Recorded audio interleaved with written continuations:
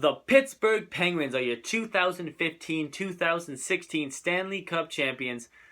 Maybe the only words Leafs fans didn't want to hear after the Phil Kessel trade last summer.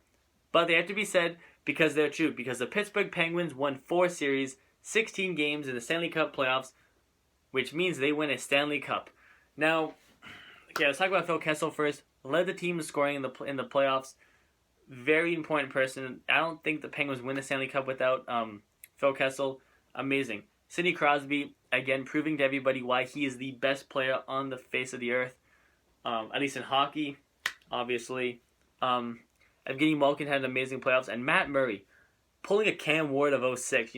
Starting goalie gets injured. Rookie goalie comes in the net and just leads the team all the way to the Stanley Cup champion, or being a Stanley Cup champion. I mean, unbelievable what Matt Murray did.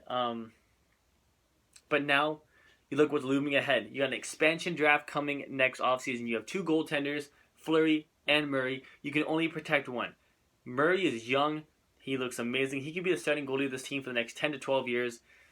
So you'd probably have to put up Fleury for the, not protect Fleury, which means he'll probably end up going to the expansion draft team in Las Vegas.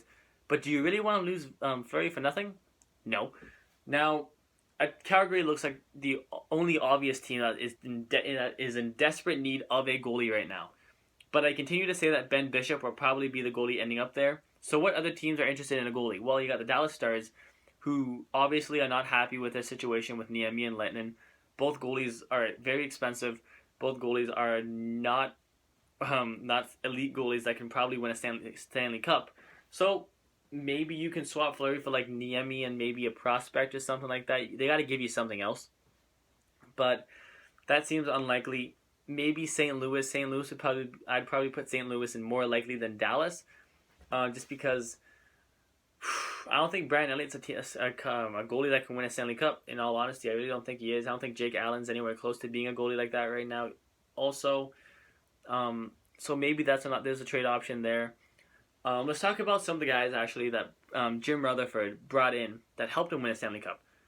Probably the reason why he won GM of the Year award, to be honest. Matt Cullen, who is a pending UFA, he's 39 years old. If he wants to come back for another season, I don't see why Pittsburgh wouldn't give him a 1-year extension, and I don't know why Cullen would want to go anywhere else but Pittsburgh to have a chance to repeat. If he wants to walk out on top this season and retire, or this offseason and retire, I say go ahead. I don't blame him one bit for doing that. Why wouldn't you want to go off as a champion? He was an amazing player in the playoffs. He looked like he was 28 years old in the prime of his career. Amazing playoffs by Matt Cullen. He was maybe the Penguins' best player in the first round against the New York Rangers. They have to sign Schultz to a contract extension. He's an RFA.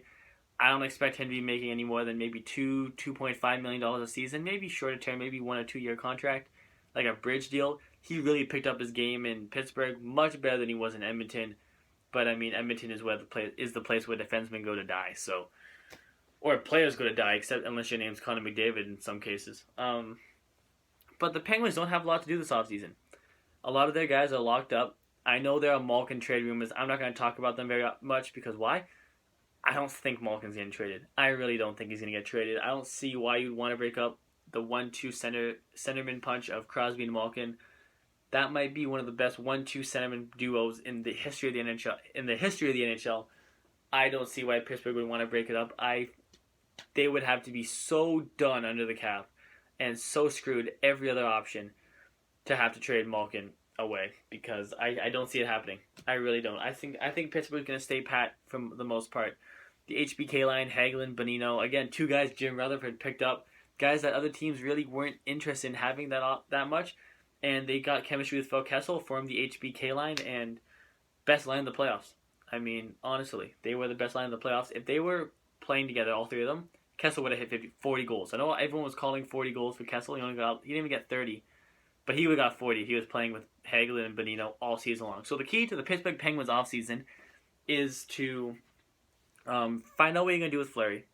If you're going to trade him, get some good return for him. And sign Nick Schultz. And basically stay pat. You don't have a first-round pick that was traded to Toronto in the Phil Kessel trade, which Toronto then flipped to Anaheim as part of the deal for Frederik Andersen. So this pick just, who knows who's going to have the 30th pick by the draft tonight, because it just seems to keep on getting traded. So thank you guys for watching my video on the Pittsburgh Penguins offseason. This is the final of 30 offseason plan videos I am doing. I will be doing many more videos this summer on various things such as the draft recap, free agency, any big trades that happen, any big news that happens. I'll be doing a video for all of it. So stay tuned. Thank you guys for watching. Not just this video, but all my offseason plan videos. If you haven't seen them all, please go watch them. They're pretty good. The past few haven't been edited, but that's because of the time constraint. Most of them are edited, and I think they turned out actually very well.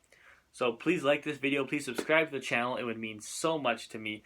Please like my page on Facebook. It's all about hockey. The link to it is down below. And please email me any questions, or if you just want to talk hockey, to theshanniclan19@gmail.com. And I guess I'll see you guys back for the next video. Whatever I do, it'll probably be a draft recap, though. And again, congrats to the legend himself, Phil Kessel.